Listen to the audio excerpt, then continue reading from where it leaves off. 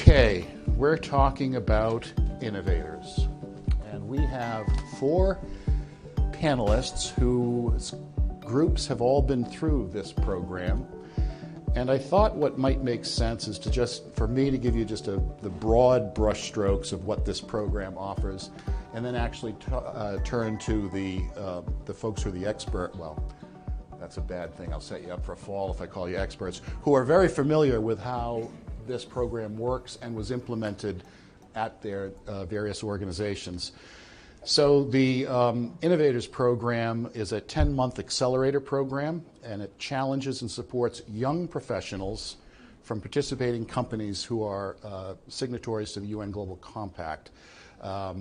It serves as a catalyst for the development of new products and services and programs and approaches that will advance the company's sustainability efforts and deliver tangible, innovative solutions with potential market value. And the good thing is that we're just opening up the program soon, and the next cohort will begin in January. So if anyone is interested, I would suggest that you follow up with Claudia and Noah, I believe, and they'll work you through it. So that's it. As the person who was asked to join this panel at 6 o'clock last night as the moderator, my prepared remarks are over. So now, as I promised, I'm going to go to the folks who are more knowledgeable about the implementation and the follow-through of this. So I've got Ed Burns, who's a general counselor with Wheel Pros.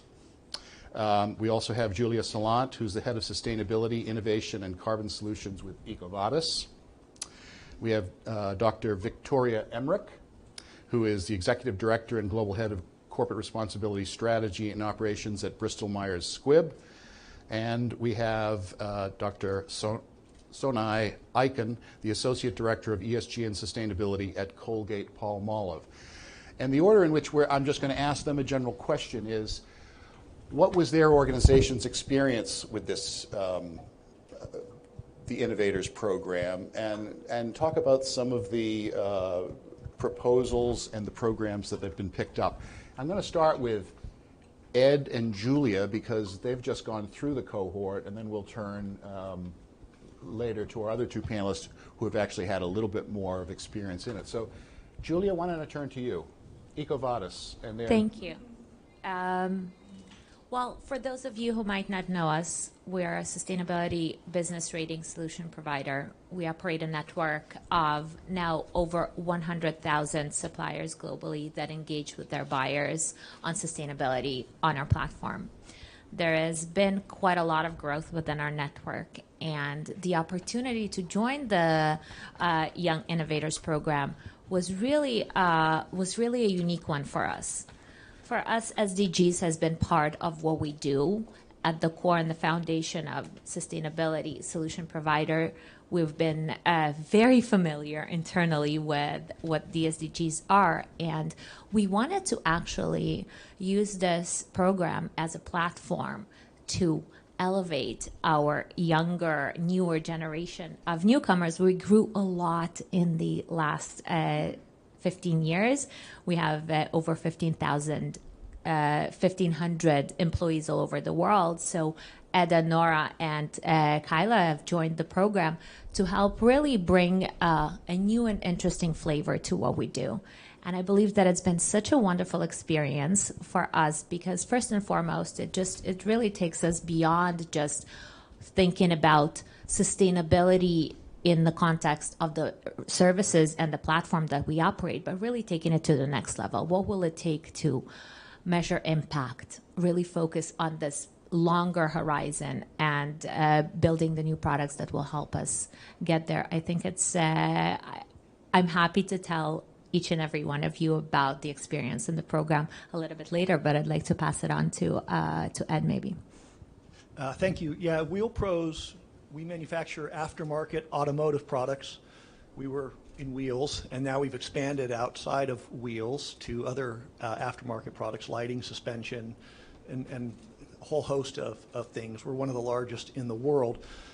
We chose, the program was invaluable. We just finished it. We started in January and just finished this month, I guess. And so we're still kind of unpackaging it, how we're going to implement it across the company. I chose a senior financial analyst, an environmental specialist, and a product designer to work together. Our team was all pretty much right out of college. In fact, I think one of our members graduated in the middle of it. She had been interning, and I stuck her in the middle of it. What it did was it gave us an opportunity to have our young people cross silos, right? A lot of young people these days don't get to cross silos and understand. The financial analyst sits in an office all day and crunches numbers. The environmental specialist wants to save the world, but nobody wants to talk to her because, and then the product guy, he circles and engineers circles. So to get the people who've grown up with the company, we all communicate, and we realize that our young people don't have those lines of communication. And so for us to be sustainable in the future, you have to look at it not from only what are our products doing, what are our problems, but what are our people doing, right? They're the ones who are going to work together in 10, 15, 20 years. They're the next step in the company. So for us, sustainability also includes where is the company going? What are we doing as a whole? The program was excellent. Our team focused on packaging, which is a real problem in the recycling world. And so we're taking kind of the next steps to deal with that. But this program really allowed us to focus and have a team focus on that, and then bring it to senior management, because until you appoint someone to do that, it doesn't become anybody's priority. That's excellent. So you heard of two organizations that have dipped their foot in the waters and are now ready to take the next step. And Victoria, why don't I turn it to you first, and you've had that opportunity to take a look at what was developed and how is it moving forward. Yes, thank you. So Victoria Emerick from Bristol Myers Squibb. We are a Fortune 100 pharmaceutical company, and we are very proud members of the UN Global Compact. We joined in 2010. We started reporting on SDG 3 in 2015 when they came out, and I'm very proud to say that our Secure the Future program through the Bristol Myers Squibb Company and the Bristol Myers Squibb Foundation was identified as the model practice for SDG 3 in the 2019 Accenture UN CEO report. And so this has always been very important to us. The Global Compact partnership I was responsible for. And when I moved into this role, I hired someone. I come from a lab. I'm a biophysicist, so what do I know? And I brought someone into the lab from me, and I said, go figure something out. Go look at the UN Global Compact. It's super important. And he came back, James Gunselman, who's probably watching, and he came back and he said, they've got this program starting. And I said, okay, go find a team. And what they came back with, the team that came back, Emily Rains and Kate Masuch, came back and said, we want to do this all in. Let's do it. So we were part of the very first cohort, and they chose SDG 3. Okay, that was a little obvious. And then they said, we want to do mental wellness. That was not so obvious. And cutting to the chase, at the end of 2019, as a result of the work done, and I cannot speak enough about the Thunderbird School. I would probably pack up and go work there and live there if I could. It's just amazing. The team built, and I have my cheat sheet so I don't mess this up. They built a workforce mental health framework, which was great. And then COVID hit. And then all of a sudden, we're sitting at home, and people's kids are sitting at home, and our patients are struggling.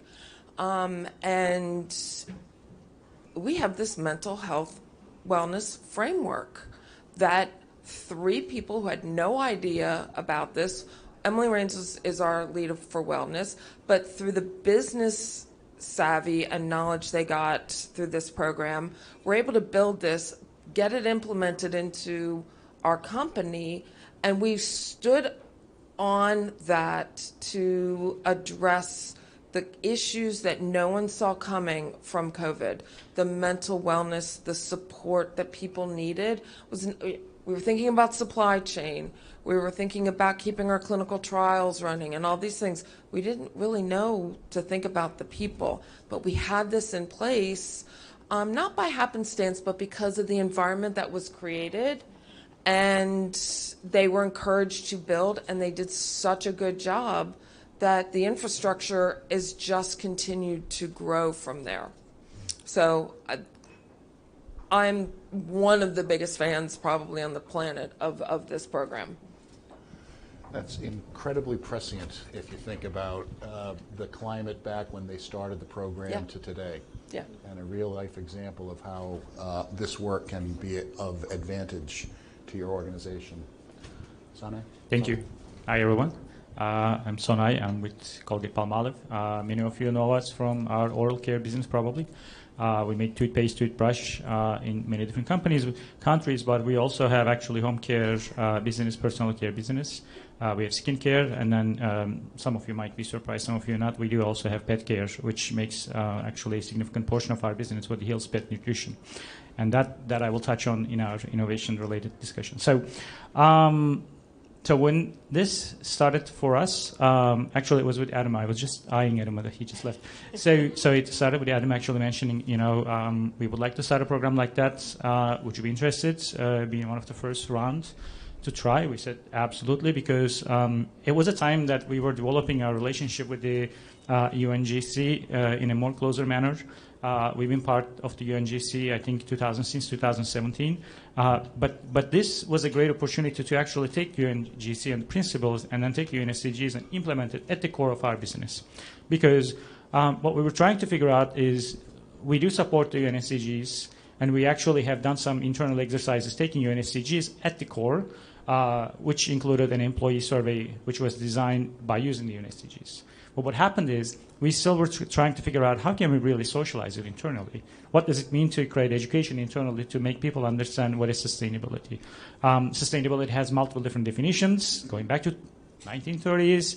But then what it really is for business is a little bit different from the Brundtland report, right, or the triple bottom line. It's a little bit different. So UNSDGs gave the opportunity to us to understand it better for corporation, and then the Young Innovators program gave us the real material to work with. Now there was something that we can bring actually people who are working at Colgate and then experience it. So that's what we did. We actually invited people who are not at the core, who are not actually part of the corporate immediately, not sitting in Park Avenue, New York, but we engaged with people who were in Hills Pet Nutrition. And then who were also sitting in the Piscataway Research Office, and we wanted to give them the opportunity to understand how SDGs can be implemented.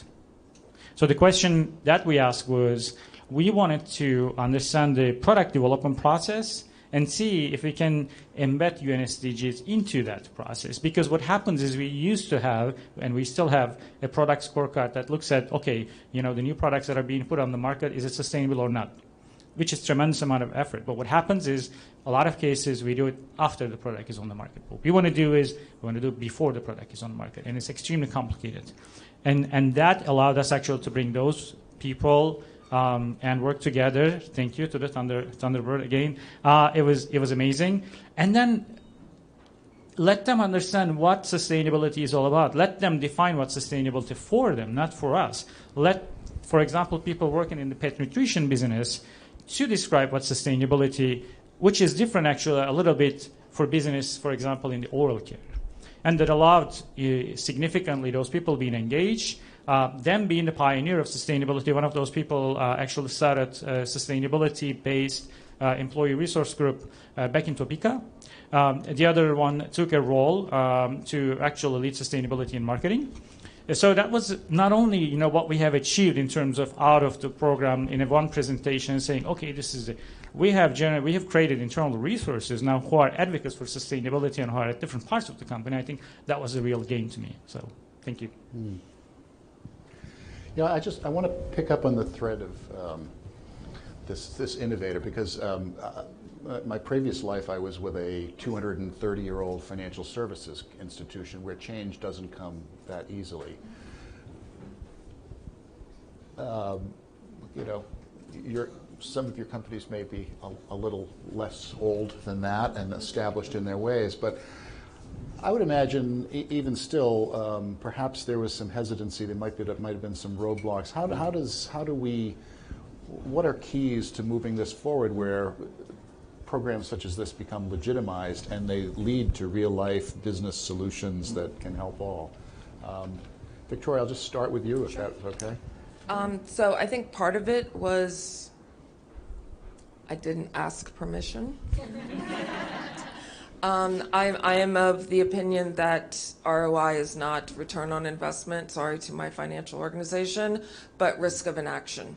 What happens if we don't? And what is the risk? Sustainability to me, to Bristol Myers, is risk, reducing risk and increasing resiliency. And there was no risk here. There was opportunity. And frankly, if nothing came of it, people were educated. And I'll take education any day of the week. The fact that we built this framework and the fact that we could, as Sonay was saying, you could communicate that across the organization. Now, this conversation led to us finding things out and starting to weave what I call the tapestry of the SDGs within our company. One thing we didn't know was happening was we had a couple people doing the same thing quietly in the background because one person volunteers with Truckers Against Trafficking and brought that forward and needed some help. We implemented anti-human trafficking into our supply chain, into our transportation. That led next to our law department, in which I sit, building out in 2021 the part of their volunteer legal aid program to help people in human trafficking situations. Another aspect was packaging, which is a big problem. And if you've ever received a pharmaceutical product that had lots and lots of stuff inside and you didn't want it, we had a team that was doing that because they were struggling for other reasons, and we could pull that together and we could put the SDG label on it to help give it some credibility and some visibility into the organization. I think that if you're creative and if you're willing to go talk to people, I got a hold of the person who does our digital signage, and I'm like, stick it up there. You want to draw people in and go, I want to be a part of that. I want to get on that bus too. How can I be a part of what this is? Because, then it backfired a little bit, I will say, because then everybody's going, well, stick an SDG tag on everything. And I was like, no. That's SDG washing, and we're not going to do that. But I think I'll take that problem. And we heard earlier, it's partnership, it's engagement, it's communication, and it's kind of digging your heels in and sharing with the view that this isn't going to undo us if it doesn't maybe work the way we might think, but just think if it does. Yeah, controlling the narrative and showing that new ways of operating aren't necessarily risks, but there are opportunities as well as risk avoidance. I'm interested in hearing your perspective on this, given EcoVadis's line of business. Absolutely. And I think, Victoria, I loved what you said about frameworks and kind of ROI as risk of inaction. I feel like we've actually historically have been faced with a bit of an opposite problem. We're an extremely engaged, young, and motivated workforce with very clear vision on where we want to go, but there are so many ways to get from point A to B. And I think that was really interesting. When I brought up the idea of this program to our impact team, they told me, wow, that's awesome. let's bring this in because it will help us create a little bit of structure and give us an outside perspective on impact measurement and reporting journey that we're on. So this was really exciting because Kaylee and I had a conversation just in the beginning of the program to discuss what can we bring to the table. And looking back at the last 9 months that Etta and the team were part of this program, I think it was really exciting to see that, they actually maybe struggled a little bit because they knew so much about sustainability that for them it was, oh, wait a second, how am I going to contribute? How am I going to turn it into a project? And for them, a lot of the skills that they've gotten from the program are really around understanding what stakeholder engagement means, what it means to build a real business case from something that is an incredible idea and everyone acknowledges that that's an incredible idea. And I feel like that this is really important because it's not only about, the approach that maybe some minds are drawn towards right away to say, okay, we're bringing in an SDG, Young Innovator SDG program participation. It's not only to bring the SDG in, but it's also to really help these young leaders to put a framework around what they're doing that is outside of their day-to-day work. So I want to turn to you next because otherwise you'll be last twice in a row, and I don't want to do that. I like the equity part of it. Yeah. So I think for us it is understanding the experimental mindset. Innovation is a path. People look at it. That sounds so cool. We love it, but they usually see the entail of it. I usually advise people, if you want to know a little bit more about innovation and the process and research, go have lunch with a PhD student. If you haven't done it, do it. And then ask them about, how their research is going, and then they will give you the honest answer. So the research part of it and innovation part of it, it takes sometimes years, right? And then change happens actually. All of us see the cool part of innovation at the end. Wow, that's so cool. That happened. That's great. But until it happened, there was a lot of failure. And I think, the culture that we have to adopt is to be okay with failure. And that's very hard, especially if you're in a publicly, traded company. It's a big brand out there, making billions of dollars. And then the responsibility is putting every quarter an earning report out there. Then the expectation from you, especially given the, fluctuation in supply chain in the market and everything, that you have to respond quickly. It's very hard to get people convinced that, okay, failure is okay. We're okay to experiment things. We're okay to try and learn from the failures to go to the next journey. So I think the Innovator program is a little bit like introducing that culture internally, right? So it's bringing people, and like Ed was mentioning, taking people out of their silos, taking smart people, from their day-to-day jobs of calculating numbers and crunching numbers, but taking them, putting on the spotlight and saying, okay, tell us something new, and it's okay if we fail, but we want to understand, what we can do differently out of the box. So I think that's the value. That's the value we generated internally, and that was the mindset changing at Colgate. It is changing, actually. We're a 200-years-old company now, so we're more okay, actually, to understand. There's a lot of internal programs that allowed us, actually, to get in this journey as well. So that was good for us. Yeah, that's excellent. And I think that picked up on your point, Victoria, that this is a safe space to go out and do this, to the experiment. But Sonay, I think your point is absolutely right. We're all told it's okay to fail, and then, what is your numbers in the next quarter, especially if you're publicly traded. Anything you have to add on this one, Ed? Well, I think, from a corporate standpoint, your investment is minimal. I think we had to put them up in Phoenix for a week. It didn't cost anything. They participated by Zoom. There was 1, 2, or 3 day in June, maybe. The investment from a monetary and time perspective was nothing. So from that standpoint, it wasn't difficult to get buy-in, because everybody asked, well, what's this going to cost? How long are they going to do it? It's not a huge time commitment or financial commitment. The other thing it did for us is it really forced us. We've been grappling with different packaging issues for years, and legal's got to fight with marketing, has to fight with product development, has to fight with, our wheels are heavy. So the people who deliver them don't always like to pick them up. They just kick them off the back of a truck, and then all of a sudden we have out-of-round product, right? So there's all these things these conversations have been going on for several years. This really helped us to bring everybody together, and it forced us to have the conversations that we didn't want to have, and it brought a different perspective, right? These young people weren't a participant in those conversations, a bunch of old guys arguing for years, right? So now we had to listen to them.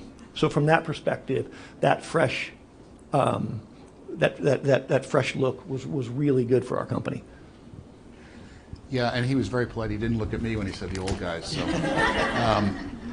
I want to pick up on this because I think that you all are talking about the safe space to create and innovate. And we've seen the real-life implications from a programmatic standpoint, very real. Do you envision, and I was thinking about this, Ed, as you're talking about kicking the tires and so forth, do we see this as perhaps a laboratory for innovation from a business product perspective? Well, what I told my team is I said, look, I don't know what's going to come out of this. I don't know if we're going to take your ideas and implement them. We've been fighting over this for years, so I hope, and to be fair, we have implemented a couple things. We've gotten rid of some non-recyclable materials we use in our packaging straight away, so we're on the right track. But I said, look, you need to use this platform and what you learned at Thunderbird to use this as a communication or a platform for other initiatives. It doesn't have to be just, SDG, right? It's all the initiatives. If finance isn't communicating with product, isn't communicating with environmental, isn't communicating with whatever the other silos are, we're failing. And the company's going to fail. So no matter what you do going forward, you now at least have some knowledge, some platform, some way to communicate and work with other people across silo that is different than the people in the past, right? It's you now use this as a platform to bring in other initiatives. So the lessons of the initiatives live on past the specific project that is being, and Victoria, I saw you nodding and looking, so I want to pick up on that. Yeah, I'll be quick. All three of the people who were part of this have moved into different roles. And each of them one has left the company and is really doing well at a foundation of a competitor of ours, but she's doing amazingly. All three of them have had at least a 2-grade increase in the last 2 years. So really what we're doing is we are like your employee resource groups, like your internal training. This is about investing in your next generations, and it's teaching them the combination of the business practices, the I'll call it corporate social responsibility or the ESG, and the communication and the engagement and the drive. And it's pulling all that together, and you're building that in as a training that we would never have thought to do ourselves. And, we wouldn't go out looking for that intuitively. It was brought to us, and we went, hey, this is amazing. And by the way, it is amazing what it does to train and develop, and they're training and develop the people around them. Yeah. And so it's that, I'm going to date myself, but she told 2 friends and she told 2 friends. So anybody who knows the Clairol commercial, raise your hand. But it really is, they are propagating this experience and this skill and this learning. Yeah, so we've been talking about being optimistic in the face of very real issues and problems, and I just think that if there are real issues being resolved as a result of a program like this, it doesn't end there. It then propagates itself. And I would imagine for companies as old as Colgate and State Street or as young as EcoVadis, that is the type of workforce of the future that you're looking for. Have you, I mean, and I know that you have been at it for a while there too, so is that something that is beneficial to, beneficial to you? You've seen that the folks that come back, actually this good news travels and spreads? Yeah. No, certainly. So I think one thing, you know, in terms of linking it to resources, people who work with us or who would like to work with us, it's one of the key parts. On a higher scale, I think, you know, it's this little relationship between invention and innovation. So giving another kudos to Thunderbirds.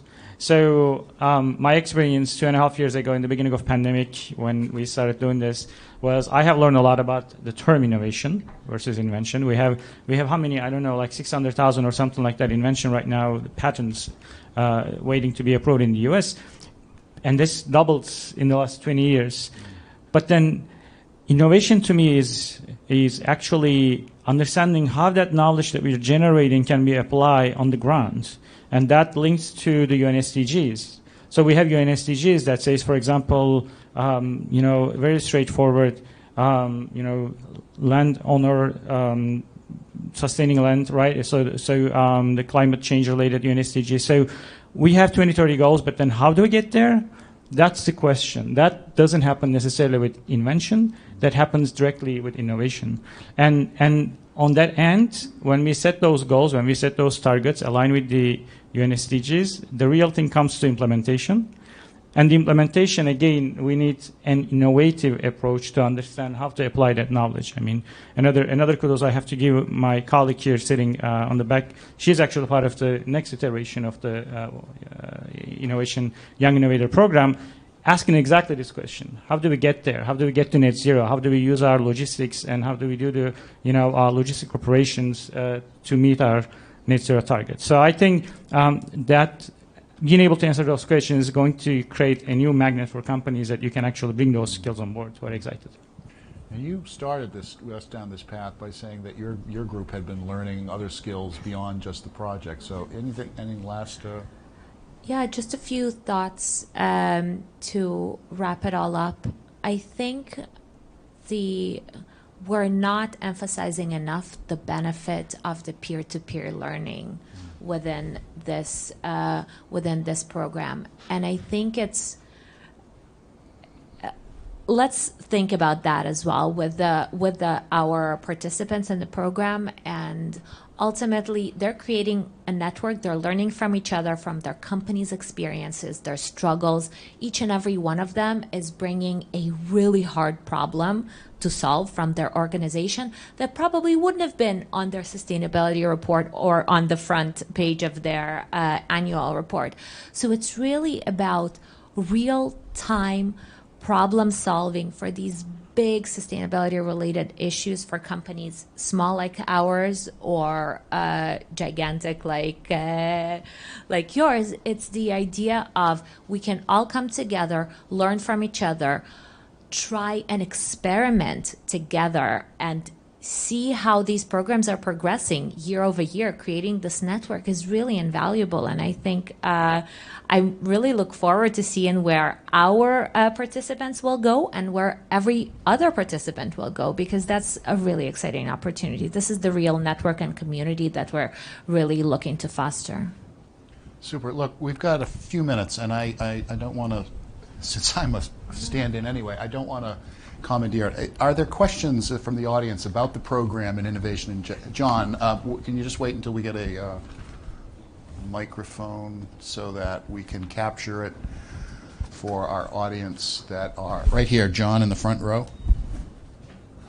John Hodges. Thank you. Hello.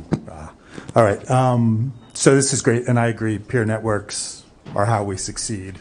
This is the idea from the last panel too, the collaboration.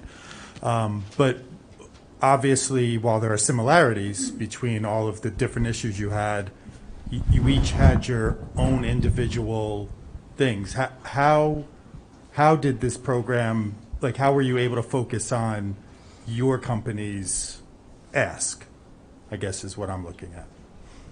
In the collaborative environment of yeah, so I mean, even beyond the collaboration, like we could say, all right, so there's organizations that are inventing and there's organizations that are purchasing, right? So the purchasing, while there are similarities, they're completely different aspects in how you're involving and engaging different aspects. How was it focused on you while you were able to collaborate? I can take that one. Thunderbird. They will not accept our research question. We write the research question. They say, nope, focus more. We rewrite the research question. They say, no, specifically to your product, specific to Colgate. We want it to be really specific. It was a great exercise. It was challenging, and we really, truly appreciated it. I will say we have an advantage. I mean, the Thunderbird model has been emulated, and they're actually, working on the larger program. So we really have an advantage in having them in our network. Any other questions? Can I add on to this just for sorry. 1 second? Absolutely. We have a lot of participants in the program around the room. Maybe if you want to raise your hand and connect after, so you can dive deeper into this. Thank you. I did see someone right here. Youth mic. Go ahead. Hello. Hi. Could you introduce yourself? For sure, yeah. So my name is Alicia. I'm from a nonprofit named ISIC. So my question is actually about the program itself. I myself am a young professional, and hearing all the stories about how this program's been able to really amplify the impact your companies have been making towards achieving the Sustainable Development Goals has been really inspiring. So my question for the program itself actually is in regards to understanding if there's any expansions coming up in terms of the countries you reach, but also in terms of working with other types of organizations like nonprofits, especially since I myself come from a nonprofit. So yeah, that's my question. Sure. Adam. Certainly. As I mentioned at the top, the cohort is Adam beginning. didn't hear the question. Maybe Adam can respond. About expanding wise, Yes. Yeah. it's in dozens of local networks around the world. We lead the U.S. network version of it, but we'd love to work with you on engaging around the world with our various local networks. Maybe from here to the mic. So yes, as great as the U.S. network is in implementing this program, we are working with the other networks around the world to implement it, and there are opportunities. We've just got a few seconds left, but is there any burning question that anyone wants to ask before we thank our panelists? All right, well, I'd like to thank you all. I found this to be fascinating and really engaging, so thanks a lot for participating, and enjoy the next panel. Thank you.